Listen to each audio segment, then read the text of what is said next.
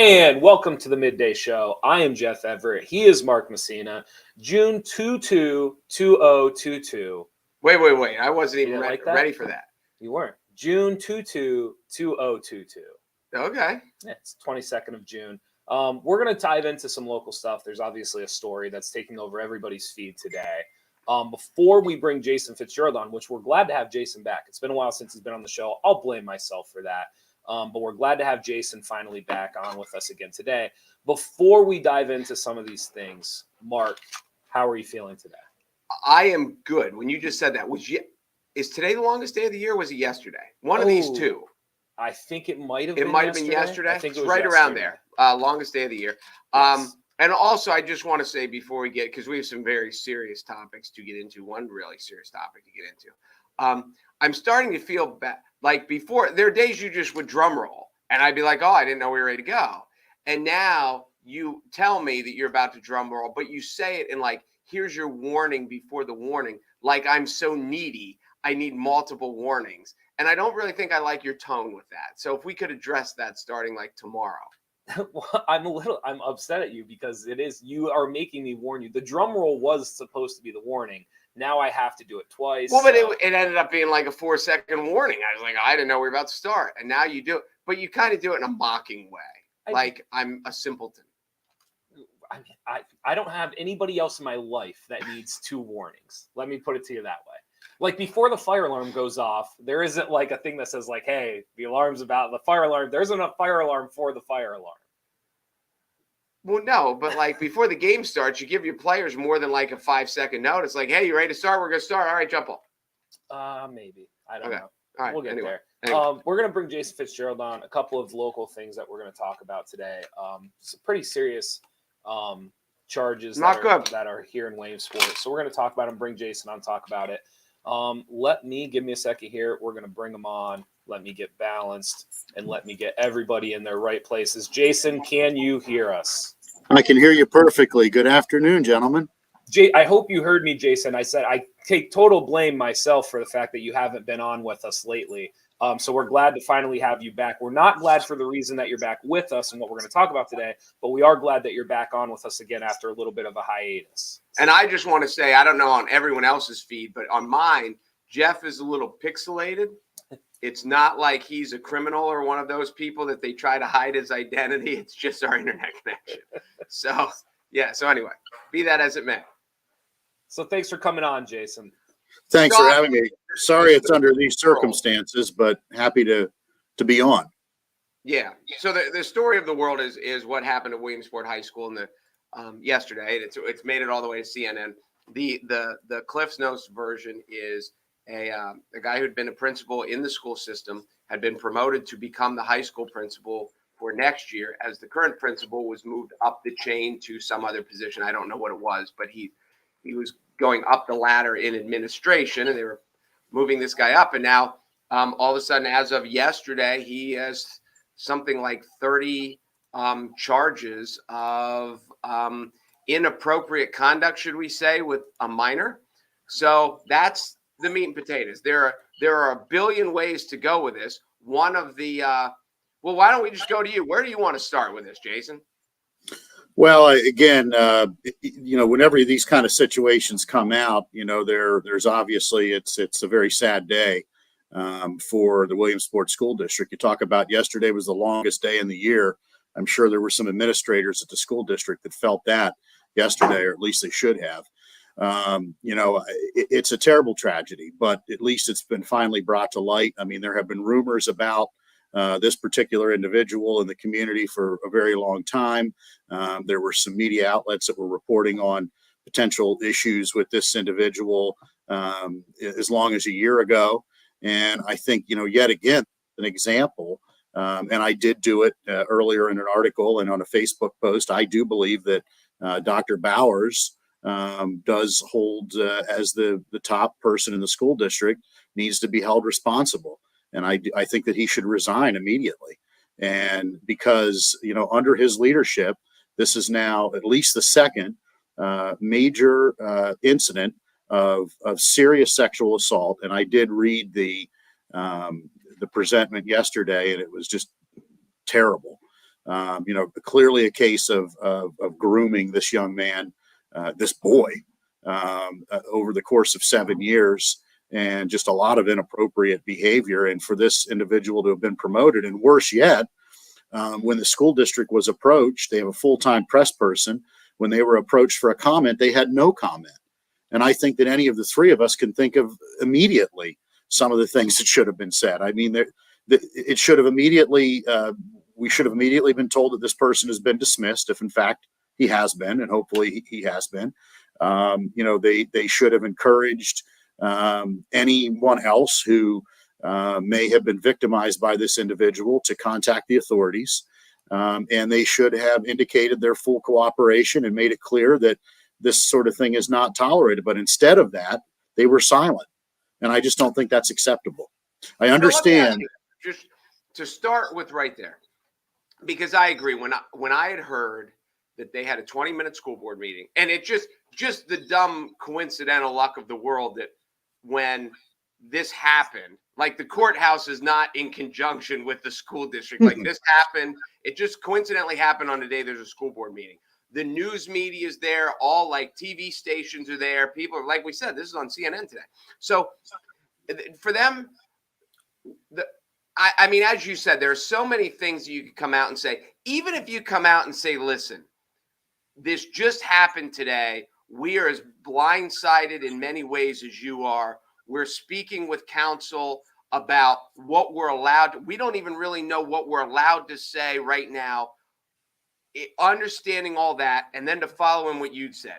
If there are any other victims, to please contact. We are cooperating with the authorities in all way. He is on unpaid leave until this becomes whatever. But yes, to just say no comment is shocking to me that they think that was like, wasn't somebody in the room say we have to say something? Yeah, and I mean, if my information's correct, and I'm pretty sure that it is, state troopers went to the high school, arrested this individual earlier in the day. There wasn't a perp walk, so to speak. Sometimes law enforcement agencies will call in advance and let the media know that they're collecting someone. They didn't do that in this case. They had plenty of time to formulate an answer, and it's a human resources issue.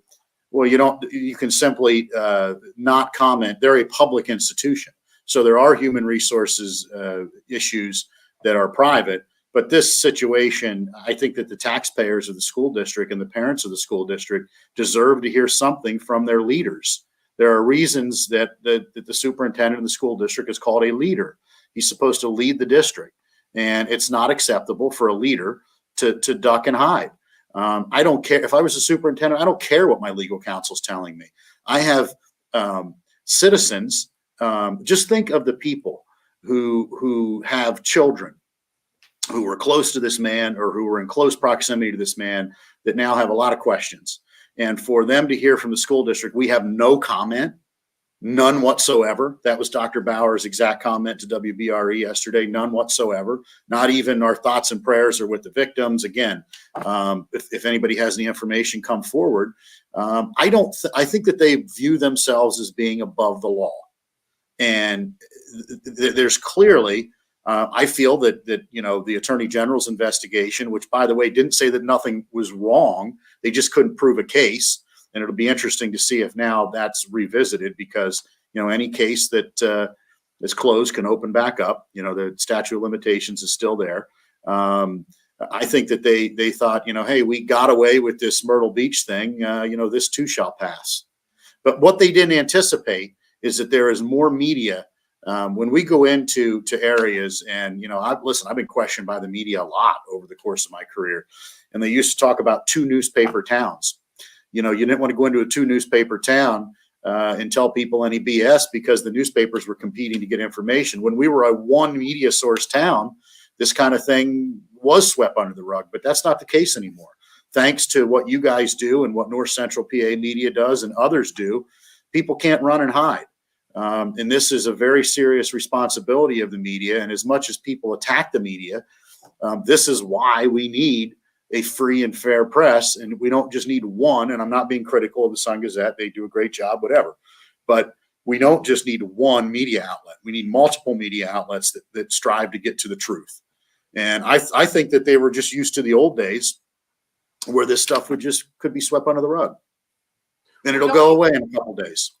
Don't you think though, in I don't want to say in defense, I don't know if defense is the right word, but isn't much of the American way, when you are, whatever the entity you are, whether you're Enron, whether you're the Catholic Church, or whether you're Williamsport High School, when something is brought to your door like this, haven't we been taught in America that it is cover our bases, talk to the lawyers, and like it's not to necessarily cooperate and try to find justice for whoever was wronged?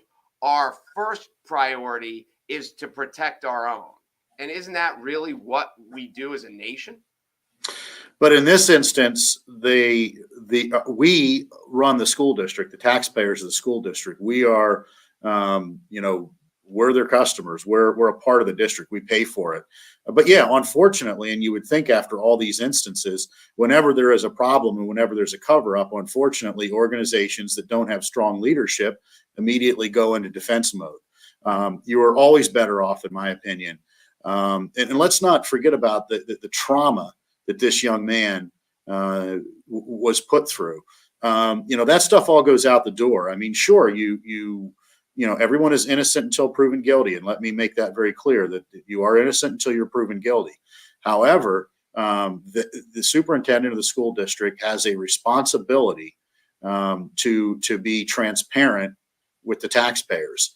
And, in a time where we're trying to get more people to move to this area, and this is what you hear about the Williamsport School District, either the Myrtle Beach incident or now this thing, it doesn't inspire a whole heck of a lot of confidence in your district. But no, you're right. I mean, unfortunately, with those instances that you mentioned before, the Catholic Church and the Penn State and other things, it is to protect your own. But you do a better job of protecting your institution by removing people who are doing the wrong things. You don't protect your institution by protecting bad people. Do you have one, Jeff? You're frozen on my screen. Are you good on yours? That's why I was letting you guys roll. So. Oh, okay. So yeah, one of the things that I just want to mention is, from when did this break? For 24 hours, have conversations and thoughts about this through all spectrums of it. A group that I feel really sorry for, and through this is the people in the Williamsport School District who had obviously did nothing wrong and are now either not only one is there, and as you said, another stain that goes with the district right now, but I mean, this wasn't an assistant coach. This wasn't a nighttime custodian. This guy had a lot of authority, and I don't mean authority from over the kids, but he probably did a lot in the school district. And now the school, from just who's going to do this and who's going to do that, and it's June, and this is when the principals really work to prepare for next year. So you are going to there's going to be a level of chaos for the teachers. And whenever the teachers are in flux and frustrated, it just trickles down to a worse academic environment for the students. So there are a lot of innocent people who did nothing wrong who are now going to have to deal with the fallout. And it just made their jobs either worse or their academic experience worse because of the fallout of this. And that's got to suck for those people. Well, how about all the wonderful teachers that the Williamsport School District has? And whenever I'm critical of the administration, I'm not being critical of the teachers. They have great teachers who teach in very sometimes tough situations. And it's not fair to them that they're now painted with this brush, because I know a number of them and they're very dedicated educators and they do a lot with a little. And, I've never been critical of the teachers in the school district. But yeah, I mean, as you say, it's not just a minor person. And not only, my understanding was he in the administration, but he was part of this internal investigation into the Myrtle Beach situation, which now I think cast further, questions on that.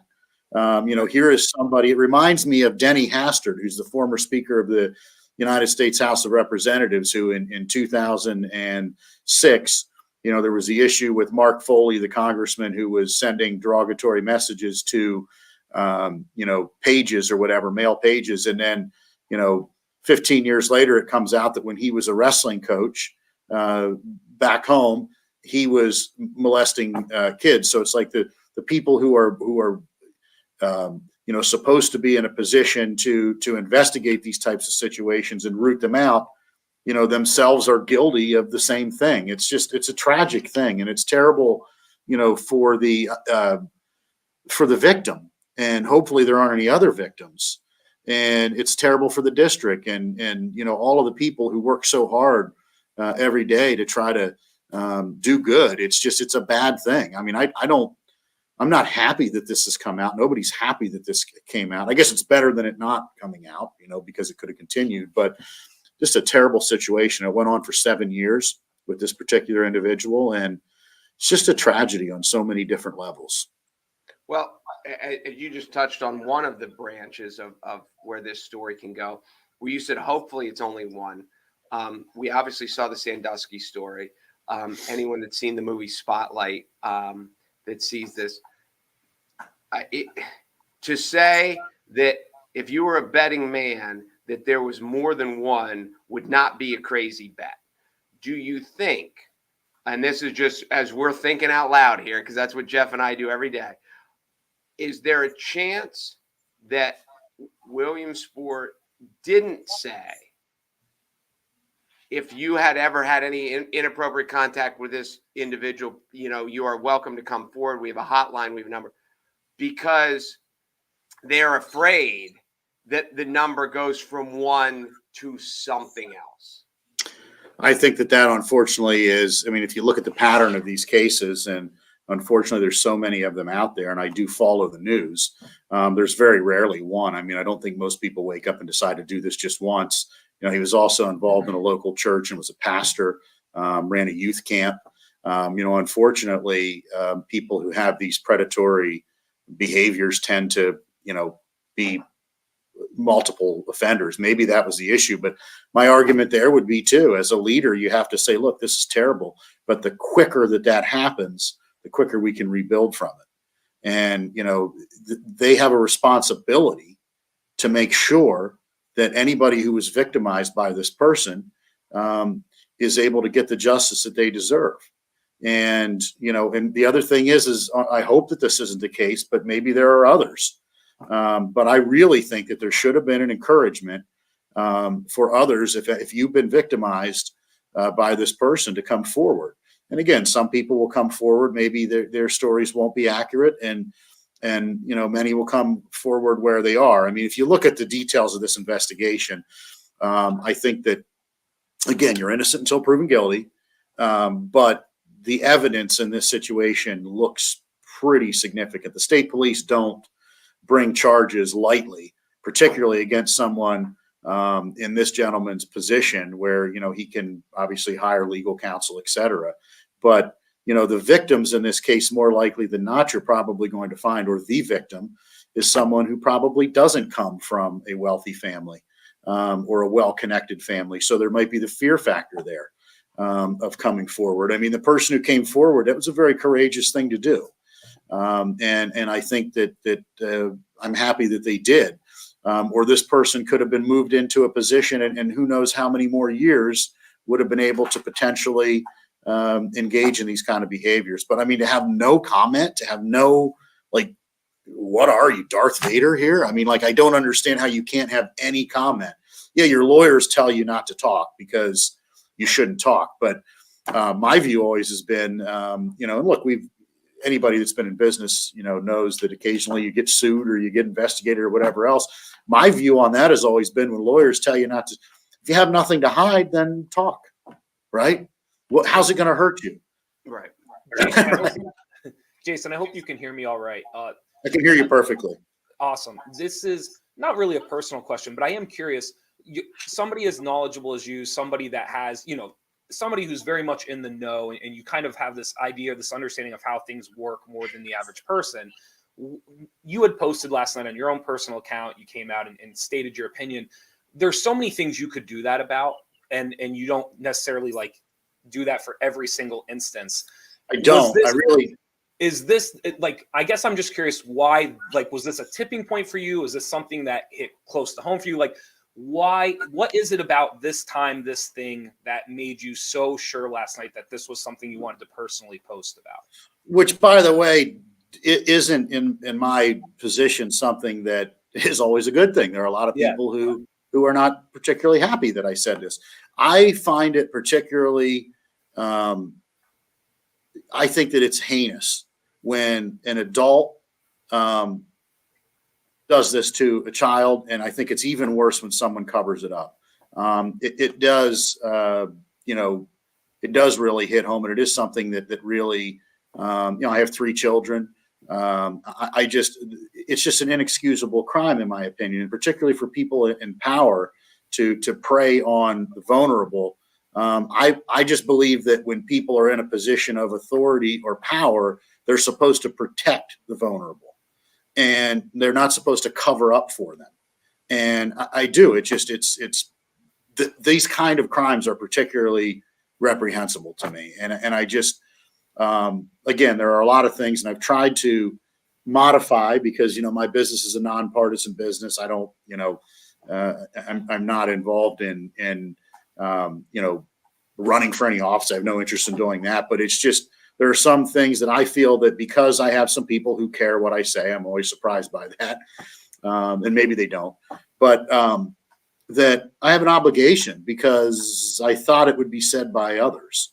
And so I guess part of what my belief is, I'm in a position where, really, if I go after somebody in the Williamsport area, the Lycoming County area, we have great clients in this area and I appreciate them. But if we have business outside of this area too. So there are a lot of people who wouldn't be in the position that I'm in to have a voice because they would have to be afraid of the repercussions. I fortunately don't have to be afraid of those repercussions, whereas many people do. I mean, there's nothing you can really do to me business-wise to hurt me.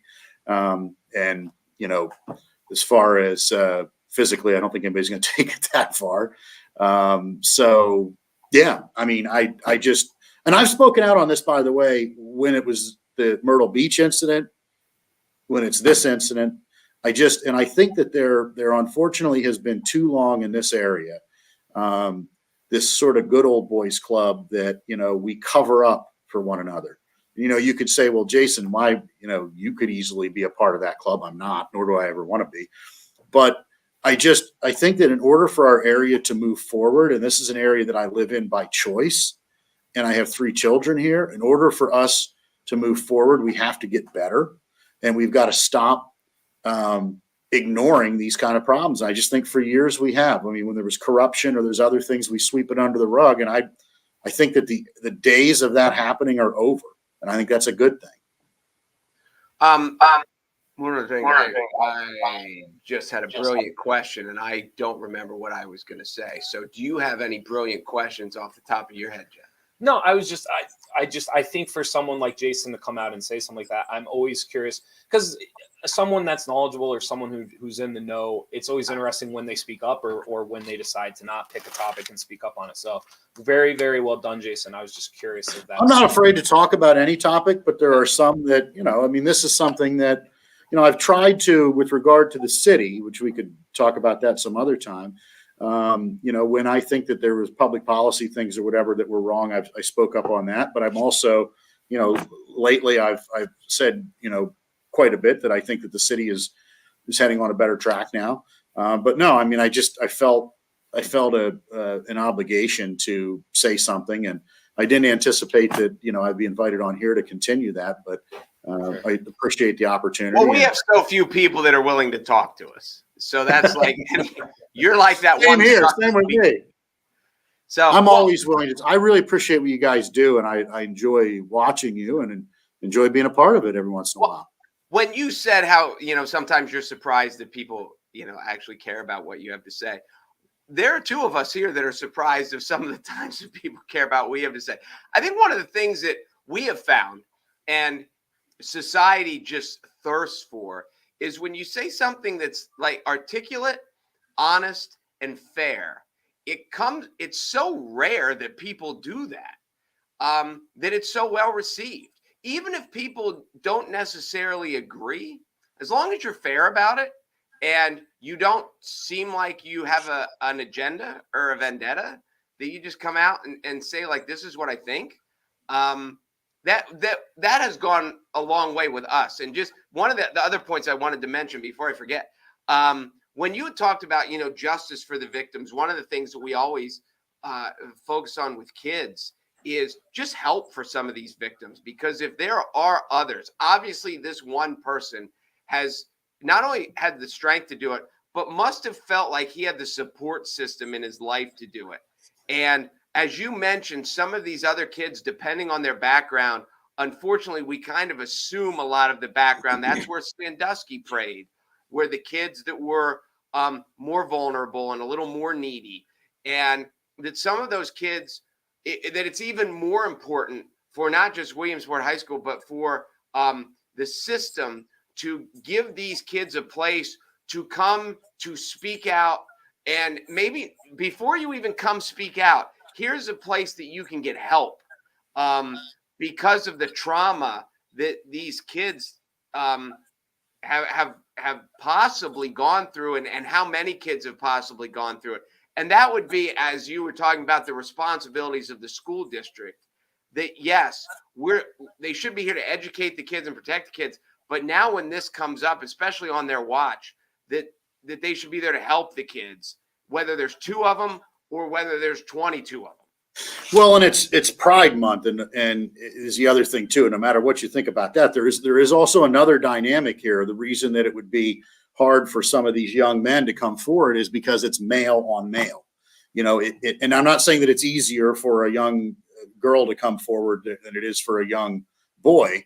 But look, I mean, we're all men, and 2 of you guys have been involved in sports heavily. I guarded the right side of the bench, and if anybody got near the water, I tackled them. That's interesting, because Jeff played basketball his whole life and didn't guard anyone. So, but anyway.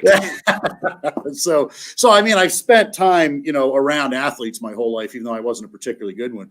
And this wouldn't go over really well, right? So, I mean, for people to, for this young man to have the courage to come forward, he may have helped protect other people. And again, if there are others who were, assaulted in this way, they need. And the other thing is too, is you see a little bit of this on the Facebook, some victim blaming. Well, this guy kept this relationship going into when he was a man. I mean, you become an adult, when you turn 18, you go from being a boy to a man, or a girl to a woman.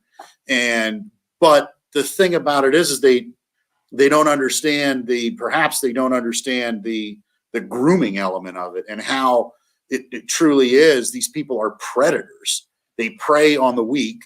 And that's what's so offensive to me. I hate bullies and I hate predators. And they have a very similar characteristic. They prey on the vulnerable.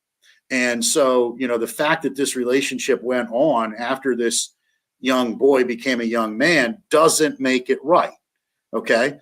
Now, look, everybody has their own views relative to whatever. I mean, 2 consenting adults can have a relationship, but it's not a relationship when the individual's under 18, or whatever the age of consent is in Pennsylvania. I think it's 18.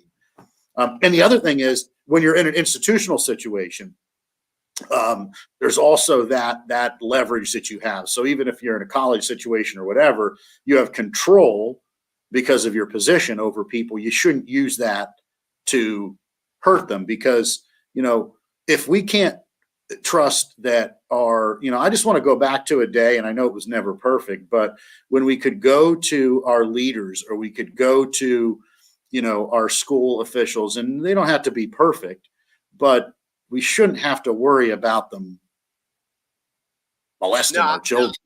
See what I mean? Like, they could be maybe they're a philanderer, or they're an alcoholic, or whatever else. They may not be perfect people, but we shouldn't have to worry about people preying on our children. And that to me is the reason that I think it's inexcusable. Yeah. When you mentioned the victim blaming always fascinates me, because people, it's Well, if I was in the situation, like, first of all, you have no idea what you're in this situation. If you've ever, studied psychology in any aspect, and I've taken multiple psychology classes, I'm always fascinated by it. With Me things too. like to the normal person, but who's never been kidnapped, Stockholm syndrome makes no sense at all. But it is such a recurring thing in your brain. When you're in a traumatic situation, your brain kind of does whatever it can to survive. And the people with multi-personality who were brought up in abusive situations, that the brain is such a fascinating thing, and the things it does to survive and to cope and to keep your life stable. So to ever, blame someone who was molested or whatever the case may be as a minor, and then say, well, they should have come out on their 18th birthday and they should have said, like, it is like they were the one that was traumatized, and their brain is trying to figure out on a path that their brain wasn't supposed to go. One of the things in the piece was, the quote was, "I trusted him like an older brother." That's the thing. That is the point that I think Mark's trying to make, is the connection that you have with the person before. That's why the term grooming, there is such a negative. I mean, the word groom has just turned into this negative word, and it should, because you're basically taking somebody who is ill prepared, who's unprepared, who clearly thinks this is something else at the beginning, and you're turning into something that they necessarily don't want. And that quote of I viewed them as an older brother has stuck with me since I read the piece. Yes. Me too. So just imagine the person, and again, we don't know this person's background. Does he have a father? Does he have a brother? Does he have, for the person that he trusted the most? And keep in mind, they spent a lot of time together, if I read it correctly, for like 2 years before it turned sexual. So the one person that you count on, it might be the reason that you wake up every morning and go to school, because you know this person's going to be there for you. Then does this. It infects you in a way that I don't think anyone can understand. And, some of us who have been blessed with good. And then here's the other thing it does. What about these people who are genuinely out there, who maybe because they had a bad life or whatever, they want to help young people.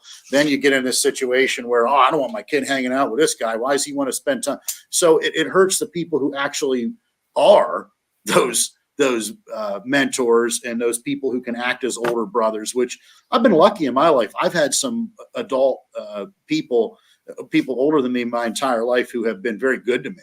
And I think about that. And, what if this person would have done this or this, but they didn't. They invested the time in me and helped me to become who I am.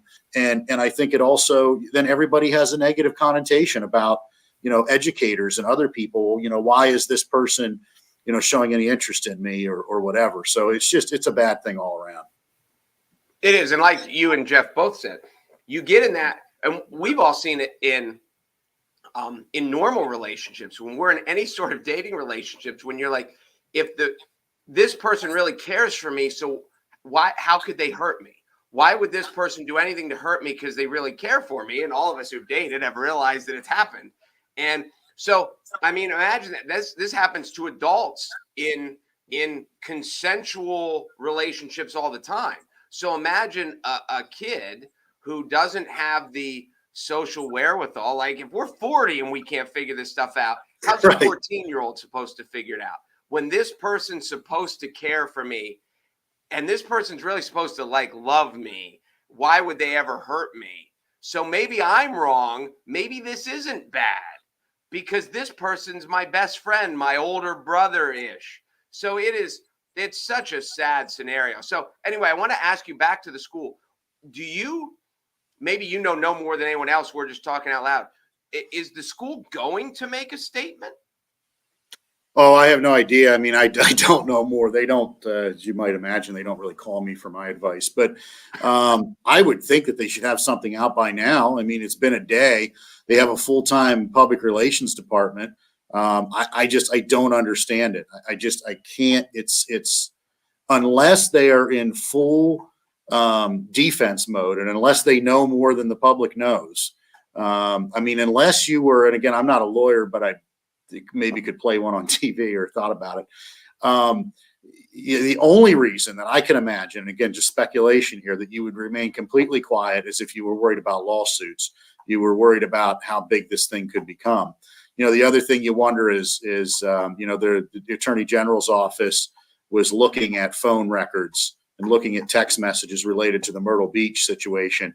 I almost kind of, a part of me wonders if maybe this was on bail, as a result of that. And they sort of went and approached, and again, I don't know that, but went and approached the potential, the victim here. But there is, in my mind, there is no excuse, because I can tell you that they have a lot of very, very upset people in this school district, and a lot of people questioning, whether they can trust their children to go to the public school. And that's terrible. To have that. So they need to do something, and I hope they do it quickly. I think that there should be a press conference or a press statement. Dr. Bowers, again, I don't understand why he wouldn't come out and address the public on this and answer the questions that everybody has. If you knew nothing about it, then tell us you knew nothing about it.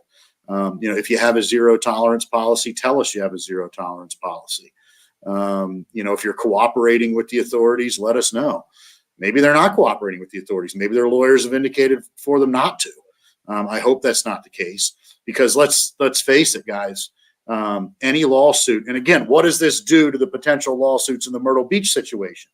Just because there wasn't criminal culpability, the standards for civil culpability are much lower. They may be remaining silent because of that. They might be staying quiet because they're worried about the implications there, but that's just not a good plan. No, that's all I have. Do you have anything else that you wanted to say about it, Jason, or anything that we kind of skipped over? No, thank you for having me. I think we're getting ready to jump on to another call here, but hopefully next time we can come and talk about something that's not so depressing. But again, I always try to look at things from a positive perspective. This guy's off the streets now, right? Well, I was going to say that, yes. I don't think that the district's going to be very careful going forward. Yes. Considering the age of this guy, what did we print it? 34? Young guy, 36. Mid-30s. And the position that he was just promoted to, the courage of this person who came forward, it saved victims. That is courage. This person who came forward is a courageous young man, and he should be very proud of that. And I hope that he's able to, this is part of him being able to come to terms with this and realize that he did nothing wrong. And hopefully he can, apparently he's a college student and may have even graduated. It didn't do to him what it does to many victims. Right. And which is destroy their lives. And then they sometimes these things are learned, and then they carry on that pattern of abuse. And so it stopped here, and he protected, and it's not an overstatement to say that this is about saving lives. Yes. These kids, they'll commit suicide. I've read a lot about this. It destroys, I know a lot about it. It destroys people's lives. Yes. To go, whether it's directly with suicide or whether it's the slow suicide through substance abuse and then perpetuating the cycle. But yes, we have seen through not just Sandusky, not just through Spotlight with the Catholic Church. It's like if a priest is molesting a kid in this church and they move them, it's not like there's something about this one kid. It's something wrong with the priest's mind, and they did it somewhere else. We saw with the Olympic gymnast trainer guy who just had victim after victim after victim. So yes, this kid coming forward certainly, to say saved lives is not an understatement. Like that, you're correct. And as a society, you think we would know better by now. Like, those situations occurred and they were wrong, but they were so public. Like, for it to keep happening, like anybody to mess with this stuff, I just can't imagine anymore. It's very well documented. That this has happened in institutions, and it needs to stop. I don't understand why the Williamsport School District is so behind, and I can only blame leadership for that, because it's not the teachers, it's not the students, it's not the parents. It's obviously the person who committed the crime first and foremost, but anybody who enabled them to commit the crime needs to pay for that too. Yeah, that's it. It's not a good day. It's not a good. No, it's not a good day. And it's. I will say this: the one that I don't know if this happened by if this was just dumb luck or by design, but the fact that the kids are out of the school building now. Thank God they were out of the school building. They didn't have Yeah. to see their principal coming out being escorted by state troopers. Yes, and all the kids were like, "Well, what about you? What about you?" Like it Oh my goodness. That would have been even worse. Yes. It's better that it happened in June, and there's 2 months for all the people involved to sort it out. Is much better than this happening, on September 1st.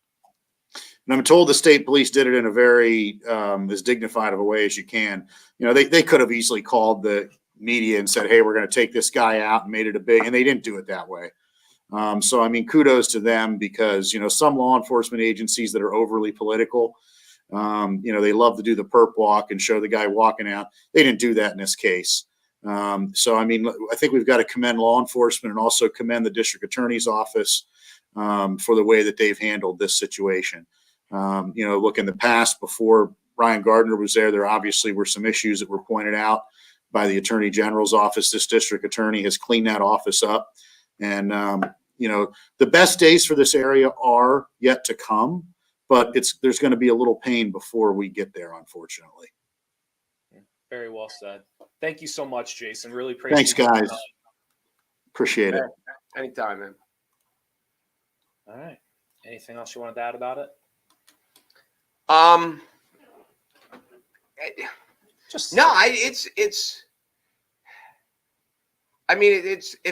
This is a trauma to the school, to the kids involved in the school, because I'm sure, I'm also sure that there were students who liked this guy, because he'd been a teacher before he'd been a principal, and then he was a principal wherever. I'm sure there are students that liked this guy, that had a really good relationship with this guy, that weren't sexually abused. And now, what kind of trust factor issues does this have? I mean, there are going to be people that, obviously there are people that are affected by this at all different levels. But just because there are students that weren't sexually abused by this guy, this is going to throw doubts in who do I believe in now? Yeah, their whole viewpoint on trust has shifted. Yes. You and I have talked a lot about relationships, and I was recently telling you a story that I had read about two people, and one had cheated on the other, and I'd said, you and I got, not like a debate, but you and I got into this idea of like, should the friends be upset or not, if they knew or didn't know? And it's very similar in the sense of like, just because you weren't necessarily the one that came forward, or you weren't necessarily somebody who was abused, like you may have trusted that person. You would have never imagined that person could have done that. And now your entire perception has shifted. And now every other adult, every other person you're looking at, you're asking those questions probably sooner than you should ever have to in your life. Yes. Yeah. And things happen all the time that affects your lives. Sure. And, as you're a student, you might be in, whatever grade, and a teacher retires or a coach retires or something like that, and it affects your life. But it's one thing for it to just suck, and you could have played for this person, or whatever the case may be. But the aspect of it's not just this person, it's the trusting the person who I'm supposed to trust. And now that will for some of these people will linger forever. Mm-hmm. That like, can I take this person at face value? They seem to be nice to me. They seem to care about me, and that is unfortunate. One of like the side, and I'm not trying to avoid the main topic at all, but we just talked about it for 44 minutes. So because we're always kind of looking for other angles of it. One of the interesting things that I think should be discussed about this is like hiring inside, like hiring within your company, because it's one thing to get your foot in the door, but in some of these aspects of life, whether it's the church, whether it's public education, like there's these avenues in life where like, if you can just get your foot in the door, all of a sudden, like the red flags it's just harder. Like you just never get checked again. Like it's just never, it's much easier to move somebody up within your doors than outside of your doors. And so you just kind of stop looking for the red flags. And they also like, what Fitzgerald said about like the Good Old Boys Club, like that becomes very true too. Like you kind of start looking past some of this stuff. You start looking out for people that maybe you shouldn't be looking out for. And so I think it does bring up a very interesting question about like inside hiring and like what does that really mean in a lot of aspects of America.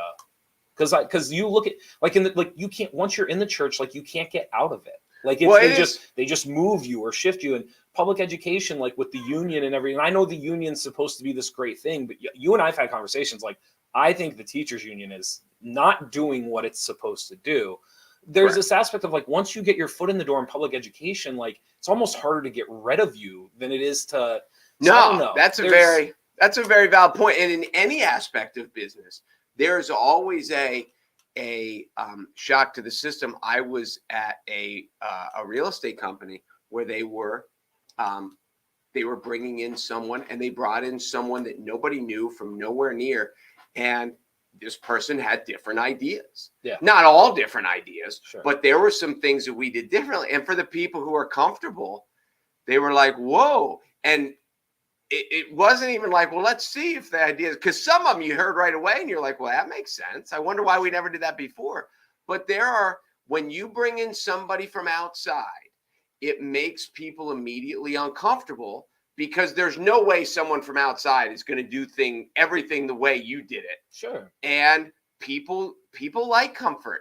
They don't like to be reevaluate sometimes and sure, maybe I have to work harder here. Maybe I have to do. They have a good point. And you never, I shouldn't say you never get progress, but I had a guy say to me once, where he goes, I already know all that I know. The only way I'm going to get better is to hear what you know. Right. And it's hard to get new ideas if you don't bring somebody from outside of the circle. No, I get it. And so, yes, there are lots of, as you said, you can promote people because they stop getting checked again. We just have such a positive aspect of promoting from within, like rewarding people. And I'm not against that. Like, I'm not saying that that's a negative thing. What I'm saying, though, is just like with everything else, there are negative aspects that come with that. And one of the negative aspects of public education is like people are going to say, I'm telling you right now, one of the conversations people are going to have is, how did this guy climb so quickly? Like because I think within 8 years, I think he went from being hired as a teacher to now being a high school principal. And people are going to be like, well, how does someone like that climb so quickly and everything else? And like, to me, that's one of the ways it happens is like, you just kind of, it's so much easier. Like you see this person every day. You've already vetted them at the very beginning.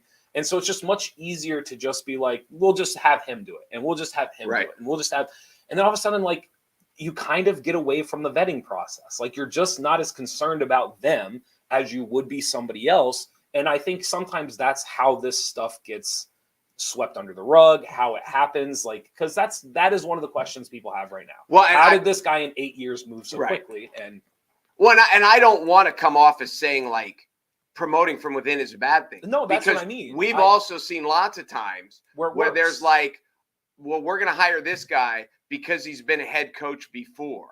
Well, how did he do? Like if he was a mediocre head coach or a below average head coach for 4 years somewhere else, you know what he's going to be when he comes here? He's probably going to be mediocre. And we have this assistant who has all the goods. Like, so I think what you and I are saying is it's not that we're against promoting from within. It's that you can tell that like the vetting decreases.